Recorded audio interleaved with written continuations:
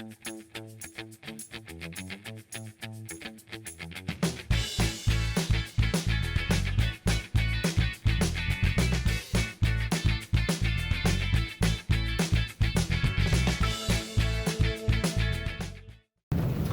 everyone, it's Medvis Jackson with Detroit Homecoming. I'm here with Lisa from Humble Design, and she's going to tell us a little bit about the work that Humble Design is doing in Detroit around home repair, home makeovers, and taking families who have been displaced from housing or haven't been in permanent housing and giving them a space that they can call home and have it feel like home. Yes. How are you doing? I'm doing well. How are you today? I'm good. So I would love for you to kind of walk us back a little bit and tell us about the origins of Humble Design and your mission.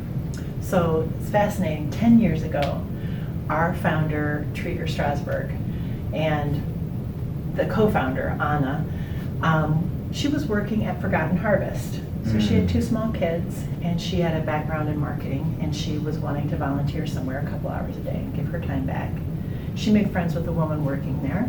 Okay. And one day, this woman was tired, and she was like, "Oh, you seem extra tired today." She said, "I didn't sleep well last night. My girls and I are at a shelter." And it blew her mind that someone who had a job, who was a hard worker, could end up in a homeless shelter. So she's like, "We got to do something. We got to get you out of there. We got to find you a place." So she worked really hard to help her find an apartment, asked her friends, and she got an apartment. Wow. So it was awesome. And in Trigger's mind, job done. Yeah. So she starts talking to her and asking her, it was a holiday coming up, you're going to have family over? And she's like, "We don't have any furniture." Wow. And she's like, "What are you sleeping on?" She said, "Well, I got an air mattress, and we've got a nest of blankets on the floor for the girls." And she said, it's just like someone put a knife through her heart. Like, didn't even cross my mind, because it feels like, oh, you need a house, you need a place to stay. So she's like, "We can do better than this." And she started asking around, asking for people. She's like, "I could furnish most of this with just excess furniture from my house." So people started dropping stuff off at her house, and it took them a couple of weeks, and then they had a whole house full of furniture for this woman. And they put it in Anna's pickup truck, and they drove over there, and they decorated her house. Wow. And then furniture kept coming. People kept donating furniture. Wow. And her husband said, "I think you might have an idea for a nonprofit here." Yeah. So at first she called shelters, other places, "Can you use this furniture?" And everyone was like, "We don't have anywhere to store it." So it's definitely a hole in the system. And we are on the front lines of just wanting to make sure that we can secure housing and help get people in houses and get them out of the shelter, off of the street, into a house. And so is your organization doing some of the social work involved with this, or are you connecting with social agencies? Okay. None of the social work. Mm-hmm. So we don't have that capacity. Yeah. And that is such a huge skill set, and those people work so hard. Oh, yeah. So in a beautiful twist of fate, having partnering agencies, right now we have 16 partnering agencies. They then get to pick the clients that stand out to them, their participants in their programs, and say, "Hey, this veteran is a great guy. He's got nothing. We just got an apartment for him. He's got nothing." Or this person's taken part in our trauma program. They were a victim of a traumatic gunshot wound. They are taking part in our violence program to relearn and retrain, but they got nothing. So we then, in a 3-day process, we have 3 teams of 2 designers each. They go meet the client, they talk to them, they ask them what their favorite colors are. What is your style? Do you like fancy things? Do you like things that are more clean and streamlined? What about your kids if they have children? We try to find out the essence of who they are. And my favorite thing of all often happens is that when they come home, they walk in the door and we do the reveal on the 3rd day. And it is from an empty house to a fully furnished, decorated house with pictures hanging up on the walls and books on the bookshelf and games over in the game console. And the woman who said it yesterday walked in and she said, OMG, I never expected the house to look like this. It's like you guys climbed inside my head. Because you spend so much time understanding them. It truly, we want it to be a reflection. It's not just furniture, right? Our goal is to restore dignity and hope. And so people who have had nothing, who maybe had some things and then lost all of that. We've had several participants who were scammed by landlords. And then they come home and all their stuff is out to the curb. And so your organization, so in terms of the process, so you receive information about this family, you sit down with them and understand what that new space could look like. And then it takes about 3 days to do to get the materials and do the and design the home and furnish the home. And then how many, and you work with volunteers. We do. How does it work with engaging the volunteers, your staff? Is it different organizations and people just sign up and say, hey, we want to participate in a...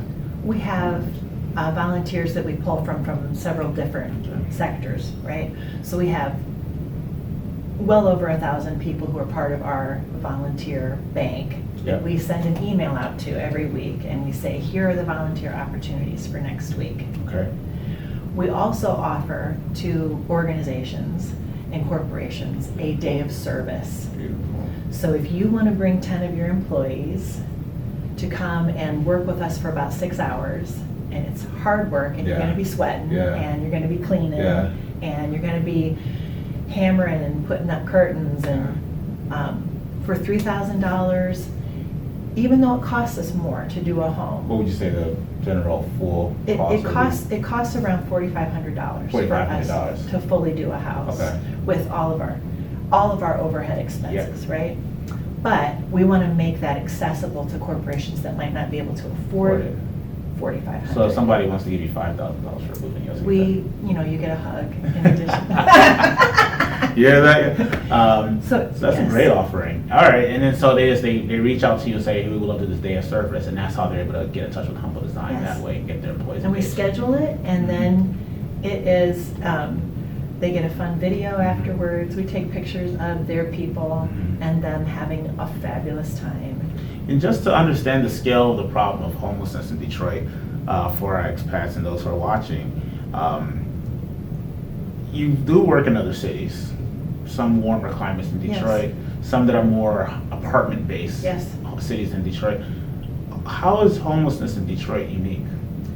What really seems to differentiate a lot between, say, Detroit and Chicago, a lot of apartments in Chicago. But Detroit has a plethora of houses. And so we end up sometimes doing a house that is pretty rough, but once we're done with it, it looks fabulous, even though we don't paint and we're doing cosmetic things. It's already been, it's structurally sound. It is structurally sound. But we also say to each of our participants, right, this is all yours. All of this is yours. So, when you land at your next place, or if it isn't someone who's, owning the home, they take all that with them, right? It's your furniture. It's your furniture. It is, in Detroit, what I've really seen is that we have, you have the amount of people who are fleeing domestic violence situations. So one of our agencies that I delight in working with is the Empowerment Plan. And they have a fabulous program where they teach commercial sewing, so they employ, and so all of our participants who are referred to us by the Empowerment Plan are employed, and they have a beautiful facility, and they are teaching them a skill that also gives back to the community. So they are making coats that can also become sleeping bags. Oh, wow. And so then they sell those to cities around the country. Oh, wow. But those women are learning how to be independent and resourceful. So we got a referral this week, And the case manager for this young woman said she helps everyone. With her very first paycheck in June, she made sure that everybody who has kids here had summer clothes and sandals with Wow. her first paycheck. Wow. So I feel as if there are so many people who have had some real hard times, Mhm. right? And then when they look at that as, okay, I'm going to reset here. I'm going to learn how to be independent and resourceful and how to do this. And they feel great that they've got a job and they're able to provide for their children. But the leap from being able to pay those expenses to being able to fully furnish your A home, place yes, is quite substantial, huge. especially for a house, not a Yeah. one-bedroom Right. apartment. It's a house. And they're often just staying in a big house, like the mom and the kids will be camping out in the dining room on an air mattress with some Wow. camp chairs. Wow.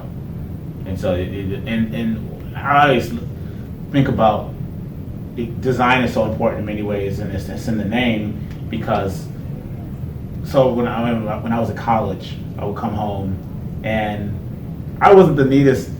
Probably I'm still working on the idea of like making sure tidying and cleaning every day and making the bed. But when I was a teenager, definitely wasn't the neatest, and so coming home from college after a week of finals and a week of cramming, and really a month of just like chaos of stuff I didn't do during the semester, coming home back to Detroit from school, and your bedroom is just like immaculate, and it's just like there's just something really soothing about the space that you're in. And I think so many times we think of efficiency, but there's a certain efficacy that having a really well assorted home and curated home, it creates an oasis, Yes.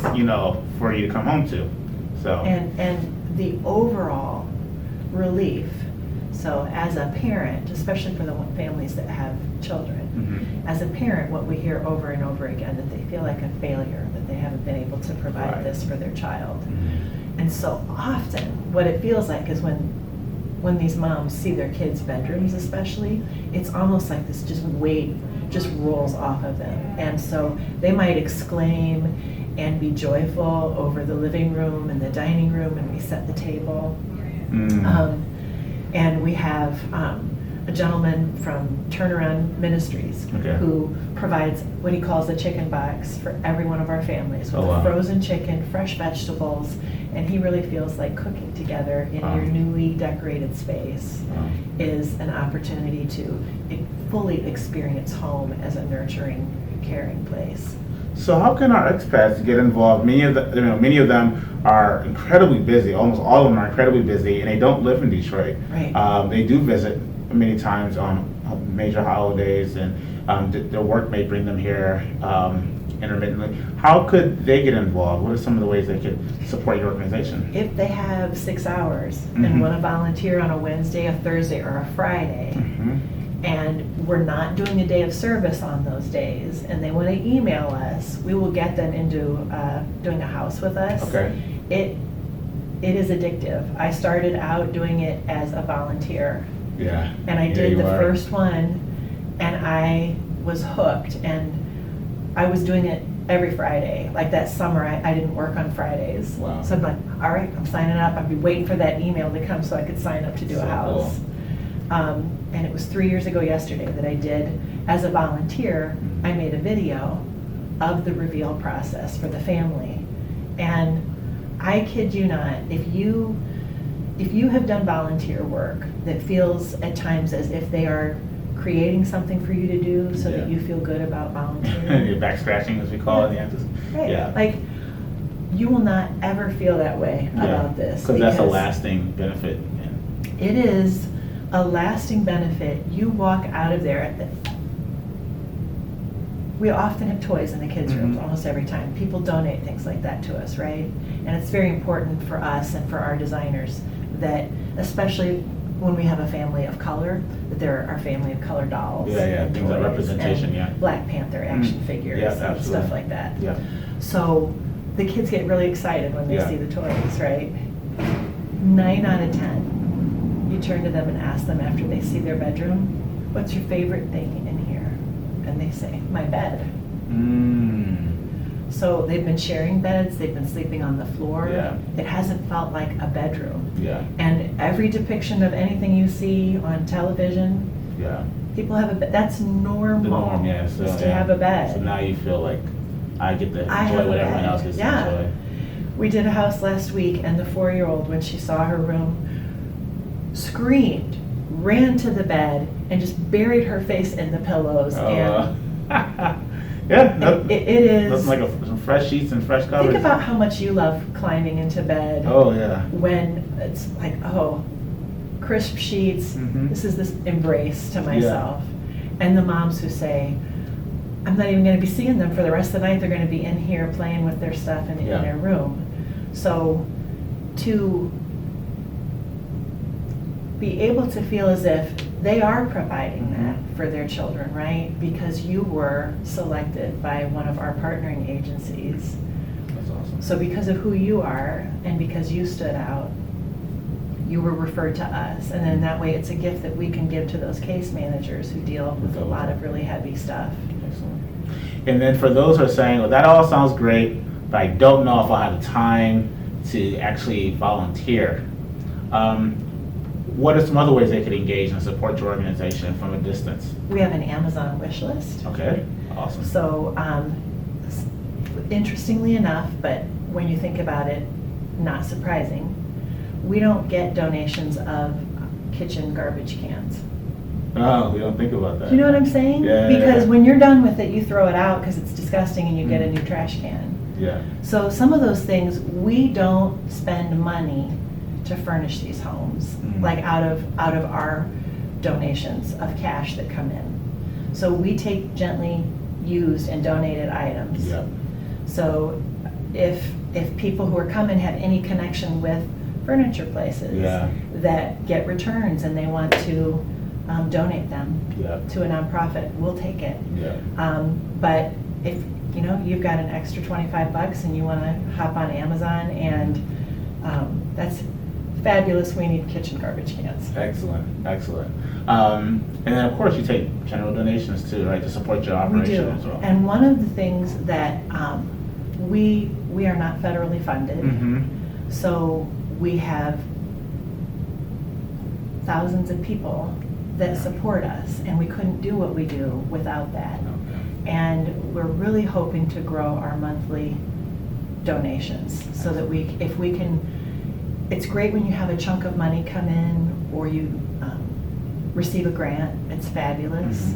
But when we're paying our bills on a monthly basis and we're paying our electric bill and our Wi-Fi, it adds up. It adds up, and sometimes it can be a cash flow trickiness, and then magically, it all works out.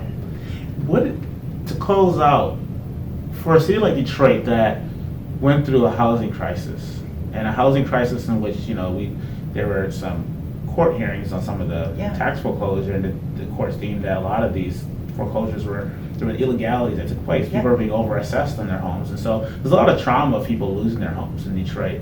And I wonder if we don't often enough think about what that type of trauma can do to a city when there's so many people are being foreclosed on, or what it does to a city, and then on a micro level, what it does to the neighborhood. To the neighborhood, right? So, given your service, what are you hoping that the impact of your vision will be in Detroit? Kind of 10, 15 years out, how can we kind of reconceptualize the way we think about homelessness and the way we think about homes and spaces in Detroit, so that people feel like they have a place that invites them and is welcoming them? I think an important shift is happening, and I think it needs to happen. I think we often have a tendency to blame the victim, and when we realize that we don't need to judge the situation, right? The problem is overwhelming, and when it happens, how can we as a city reduce the impact of that? Because that sort of economic depression of losing everything you have, or feeling as if I didn't do anything wrong. I did everything right. I was paying my rent for 2 years. I didn't know that he didn't own the house Yep. or that he wasn't paying the Taxes on it, yeah. And now we've lost everything. And when I've walked past neighborhoods like the Finkel and Hubble area, and you see the toys and lampshades and crayons on the front lawns, and they're still there, and these homes are empty till this day. And it's just like, just to see all these items you accumulated, just tossed stuff. We did a house a couple of months ago, and we do 3 houses a year with Say Detroit, which is one of Mitch Album's charities. Excellent, great. Working Homes, Working Families is this particular branch. So they will either take a donated house, and they take up to 3 a year, or they get one from the land bank, and then they renovate it. Wow. And then they're trying to revitalize neighborhoods, and then they have us come in and we do all the furniture. Oh, and we beautiful. interview all the Great people. partnership. It's fabulous partnership. Excellent. So we're actually going to team up with them too for our big Gigs for Digs event in November at the Detroit Opera House too. Beautiful. So I drove down that street to do the initial assessment and take photographs and measurements of the house. And from, in 4 blocks, there were 27 abandoned and boarded up houses until I got to that house. And it was one of the best renovations they've ever done. Wow. It's on the east side or the west side? It's on the east side. Wow. Yeah, I think that's something that when we bring the expats here for homecoming, I'm really excited about them starting to really, for folks who haven't been here in a little while, to really understand how the city's grown since bankruptcy, but also the need that's still here, and how we can all play a role in this. And so I thank you for coming in today. I'm looking forward to having you, your organization, engage with expats this year. And so, stay tuned for for a homecoming 6 happening this year, September, and understanding all the different ways in which you're trying to help the city along this revitalization and the role that Humble Design is playing in that revitalization. Remember, you can get involved by volunteering, by helping out with their Amazon wish list and in-kind donations of gently used items or new items, and also just a general contribution to their operating budget. If you have any questions, I'll put your website address in the comment section of this video, and feel free to reach out and get in touch with their team. Please. I'll add one other thing. Excellent. Because it dawned on me last week. I was talking to somebody and they said, oh, well, my company has matching donations. Oh, wow. So if you've heard about that, and if any of you work for a company, if you're thinking about making a donation to us and you contact your company and we get a matching donation, it doesn't cost you anymore and it benefits us a lot more. See there? So there's awesome ways you can get involved, be really creative, and be really problem-solving oriented in how you look at their mission and what you can do. So thank you. Until next time, thanks for coming in, and I look forward to seeing you all again soon. Bye-bye.